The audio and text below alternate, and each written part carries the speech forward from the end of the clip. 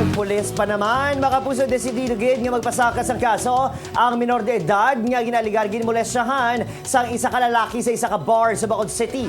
Ang insidente ang ginkuhaan pa sang video kag naglaptop pa sa social media. Nahibaluan na lang ini sang biktima sang siya ang ginpadalaan sang screenshot.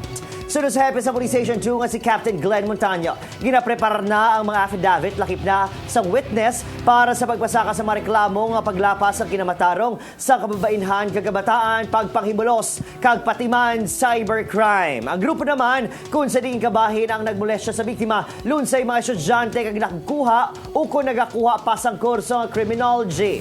Nagpaiway ng bata nga magpa-interview pati man ang tagdumalahan sa resto bar. Apang, imbestigaran man ang bar kung nga may minor na edad nga nakasulod kag namolestyahan pa. Panugyan naman sa kapulisan sa mga minors.